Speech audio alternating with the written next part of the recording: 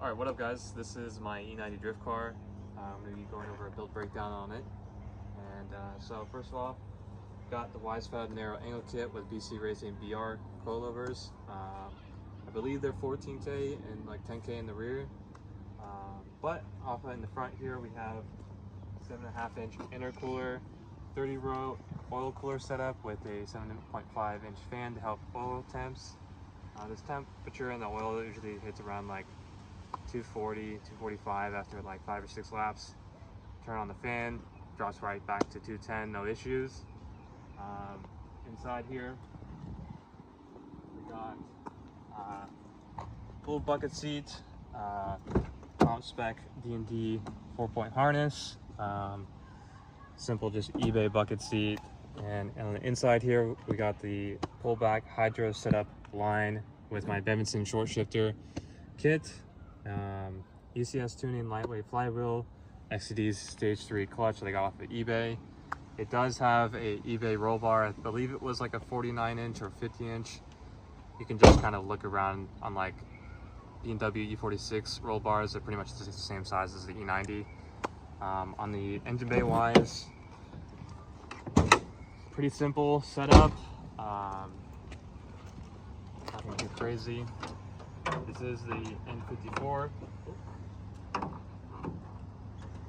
Yeah. This is the N54, so it is twin turboed. I did not single turbo. I kept the stock turbos because I wanted more torque in the mid-range to low range. But I replaced them with 19T turbos. Got an insane deal in the marketplace. 250 for 19T turbos, 1,000 miles. Can't complain on them. So I replaced those because I took this for my first track day, and the stock turbos were great and all, but they were kind of, getting that wastegate rattle, and they were kind of not boosting up until it was like 4,500 RPMs to 5,000. They were just a little bit laggy. So end up replacing those. 3-inch downpipe. It's a true 3-inch all the way to it meets the basically the stock system. But I built the exhaust myself. Little boogie wells, but they do the job well. It is sealed, of course, but it is 3-inch all the way to a vibrant resonator. I think it's like a 10-inch vibrant resonator, and then just dumped off near the rear subframe. And I have my oil thermostat delete plate. I believe it's Fargus Turbos that sells that. 10 NA fitting lines that go to obviously the 30 row oil cooler. 2-inch inlets. I had to do this for my 19T turbos just because the inlets are bigger. The 19T turbo inlets I think are like a 43, 47 mil now or something like that. Don't quote me on that, but something like that. Just a simple aftermarket charge pipe with a 50 mil tile knockoff, blow off valve, Raceworks coil packs. I got this with the car. They've worked great, so I've had no issues with that. It does have NGK stage 2 or step 2 colder plugs that have gap to 0.20 because I run a little bit more boost. It's around like 13 to 14, but realize I have bigger turbos, so it's equivalent to running like 17 to 18 psi on the stock turbos. It does have MHD stage 2 plus tune right now. I have not got them technically tuned for the 19T turbos, but they do work. The tune does work. It rips at the track. Anyways, I have 2-inch outlets on those 19T turbos, and I do have aluminum radiator. And most of you guys know that these stock lines have like a plastic.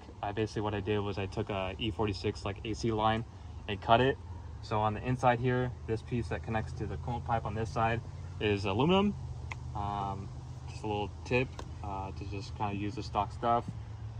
Has upgraded, I guess, like what do you call it, like a coolant, the electric water pump on this. There's a specific one that is a little bit higher efficiency rating. I forgot the company what it is, but I'll put it down in the description, like what all the parts that I have for this thing. Have not done anything as far as power steering. I have heard that some people, like most of the guys that drift these, are up in France or Poland or that kind of area. What they do is they relocate this to above the alternator. The reason for doing that is it's right over the water or the power steering pump. which helps with cavitation, because apparently on these stock setups they do cavitate, especially on like bigger tracks. But here in Florida, I'm going to OSW or like Leadfoot City, so they're small tracks.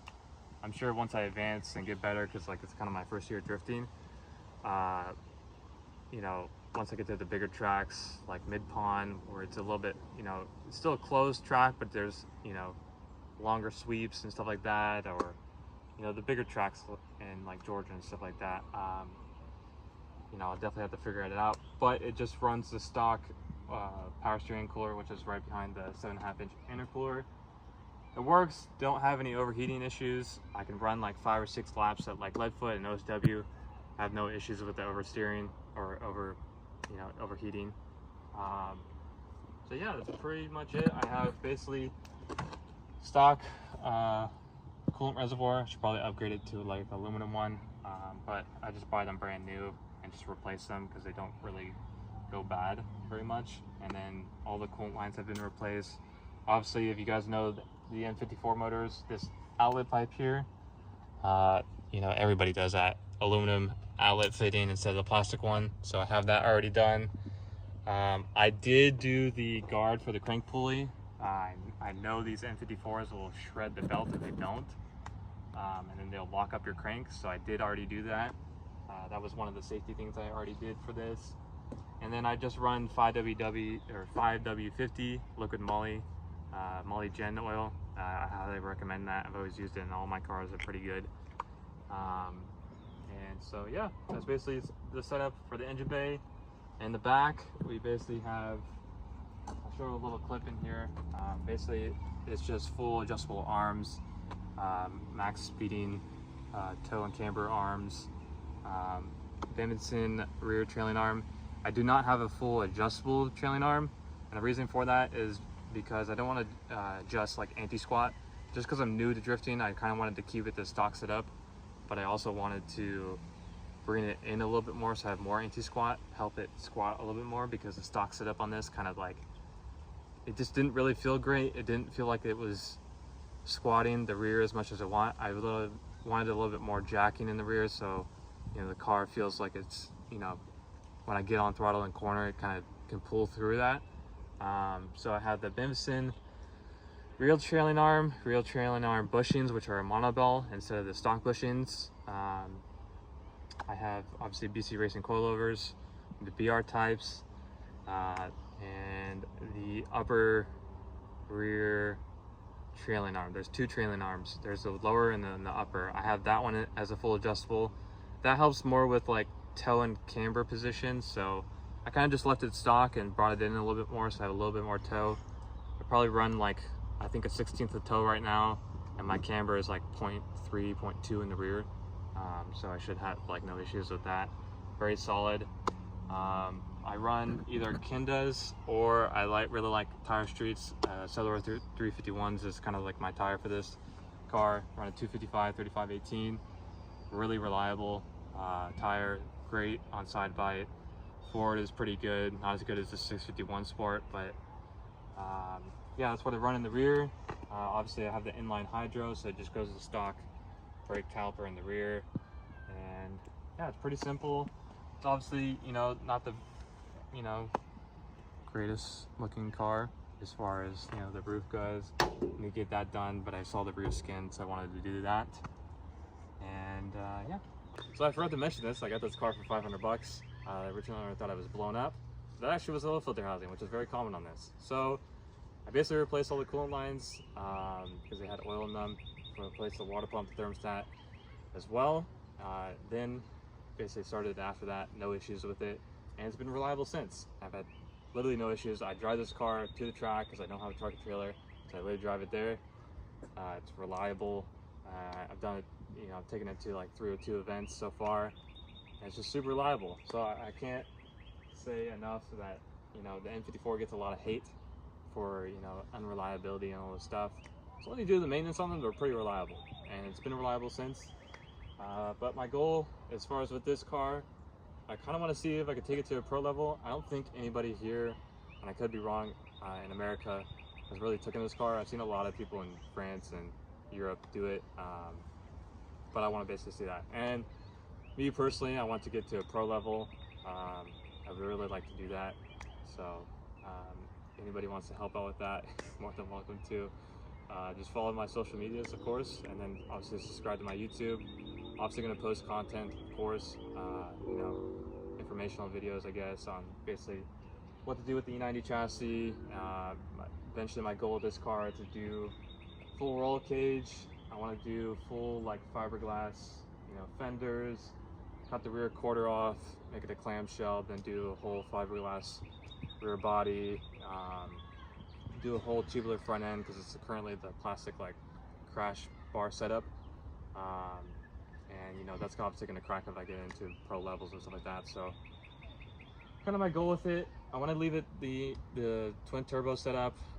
We'll obviously get into maybe doing, you know, different fueling setup because it's currently on the stock fueling setup, stock pumps, stock high pressure fuel pumps, stock injectors.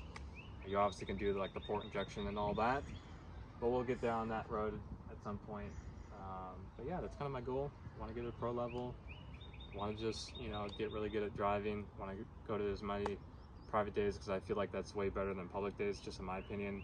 I get way more seat time, and so yeah, I think eventually here I'm going to start trying to attempt tandeming. I haven't done that before, so, but I feel like I'm going to be pretty good at it.